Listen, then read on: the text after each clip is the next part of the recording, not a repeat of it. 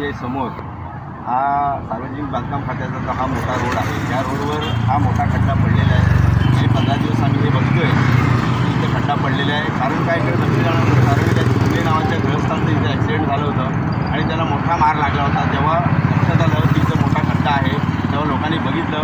काही लोकांनी तिथे थोडंसं हे सिक्युरिटी म्हणून थोडंसं लावलं, परंतु बांधकाम खातं आणि नगरपंचायतमधले कितीतरी अधिकारी कर्मचारी या रस्त्याने जात असताना सुद्धा त्यांच्याकडे त्या खड्ड्याकडे अजून लक्ष दिलं गेलं नाही.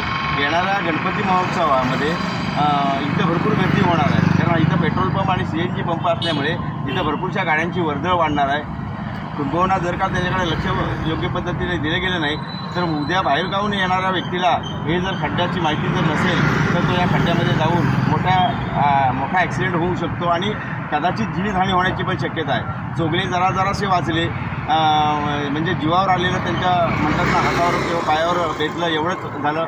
जर का त्यांनी थोडीशी सावधानी बाळगली नसती आणि रिक्षावाले जर त्यांच्या मदतीला आले नसते तर कदाचित मोठा धोका होण्याची शक्यता होती. तर अशा मोठे संकटमय गोष्टीकडे आणि प्राणहानी होणाऱ्या गोष्टीकडे जर सुद्धा हे लक्ष देत नसतील तर या दापोलीतील नेतृत्वाचा नेमका कारभार चालला आहे कसा आणि नगरपंचायत हद्दीमध्ये असताना सुद्धा नगरपंचायत सुद्धा लक्ष जात नसेल तर खूप मोठी चिंताची गोष्ट आहे.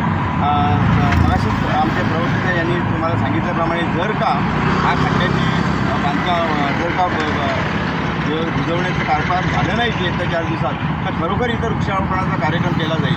कारण का हा खड्डा हा मोठाच आहे खूप, पण आजूबाजूला सुद्धा जर बघितलं तर गणपती जवळ आलेला असताना सुद्धा खेड दापोली रस्त्याची अवस्था बघा किंवा नगरपंचायतचा समोरचा जो रस्ता आहे पेट्रोल पंपाच्या नजदीकचा तिथंसुद्धा मोठे मोठे खड्डे पडलेले आहेत. ही अशी अवस्था जर असेल तर नेमकं प्रशासन कोणत्या गोष्टीवर काम करते ही एक विचारण्यासारखा मोठा प्रश्न आहे आणि याच्याकडे गांभीर्याने लक्ष द्यावं अशी आमची पुन्हा एकदा विनंती आहे. दापोलीतील खड्ड्यांचा विषय दिवसांदिवस अगदी चिंताजनक आहे.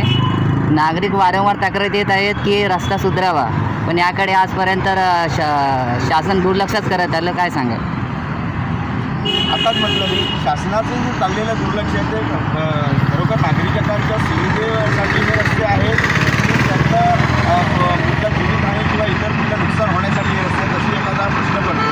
त्याचं कारण असं आहे की आत्ताच मला जे म्हटलं मी दापोली रस्ता असू दे की आजूबाजूचे सर्व रस्ते असू दे या रस्त्यांवर जे बांधकाम होतं त्या बांधकामाकडे सुद्धा योग्य पद्धतीचं लक्ष न दिल्यामुळे बांधकाम निकृष्ट दर्जाचं होता. हा खड्डा तर खूप मोरी आहे त्याखाली, म्हणजे जवळजवळ जर का एखादी गाडी गेली तर ती डायरेक्ट मोरीत जाण्याची शक्यता आहे. म्हणजेच बांधकाम खात्याचं नेमकं लक्ष काय आहे की झालेल्या बांधकामावर त्यांनी लक्ष द्यायला पाहिजे, ते लक्ष दिलेलं नसल्यामुळे मला तरी वाटतं प्रशासनाने याच्याकडे लक्ष पूर्णपणे द्यावं. कारण का जर का अशा पद्धतीचे जर बांधकाम किंवा अशा पद्धतीचे रस्ते जर दापोली तालुक्यात असतील तर दापोलीकरांच्या जीविताला नक्कीच धोका निर्माण होऊ शकतो. संबंधित अधिकाऱ्यांवर यासंबंधित कारवाई व्हावी असे आपल्याला वाटते का? संबंधित अधिकारी खरोखर तुम्ही चांगला प्रश्न विचारला. संबंधित अधिकारी यांनी जर बांधकाम होतानाच लक्ष दिलं पाहिजे आणि जर का अशा पद्धतीचं दुर्लक्ष होत असेल तर पहिली कारवाई त्यांच्यावर पण होणं गरजेची गोष्ट आहे, कारण त्यांच्या अकार्यक्षमतेमुळेच ही अशी अवस्था आहे. गणपती उत्सव आता पुढच्या महिन्यापासून चालू होत आहे कोकणात. कोकणामध्ये येणारे चाकरमानी यांनासुद्धा रस्त्यापासून धोका आहे. आपल्याला काय वाटतं की लवकर रस्ता सुधारावा? मगाशी तुम्हाला मी सांगितल्याप्रमाणे त्याची आम्ही स्पेशली वॉर्निंग दिलेली आहे.